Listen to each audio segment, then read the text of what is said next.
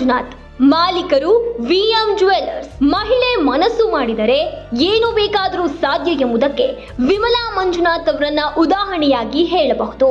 ಹೌದು, ವಿಮಲಾ ಮಂಜುನಾಥ್ ಅವರು VM jewellers ಸ್ಥಾಪಿಸಿ ಸತತ 23 ವರ್ಷಗಳಿಂದ ತಮ್ಮ ಸ್ವಂತ ಪರಿಶ್ರಮದಿಂದ ಆಭರಣ ಉದ್ಯಮ ಕ್ಷೇತ್ರದಲ್ಲಿ ತಮ್ಮನ್ನು ತಾವು ತೊಡಗಿಸಿಕೊಂಡು ಗ್ರಾಹಕರಿಗೆ ಉತ್ತಮ ಗುಣಮಟ್ಟದ ಚಿನ್ನದ ಆಭರಣಗಳನ್ನು ಮಾರಾಟ ಮಾಡಿಕೊಂಡು ಬರುತ್ತಿದ್ದಾರೆ. ಕೇವಲ ಆಭರಣಗಳನ್ನ ಮಾತ್ರವಲ್ಲ, ಅವರ ಹೆಸರಿಗೆ ಅನುಗುಣವಾಗಿ ಹರಳುಗಳನ್ನು ಕೂಡ ಇವರು ಮಾರಾಟ ಮಾಡುತ್ತಿದ್ದಾರೆ.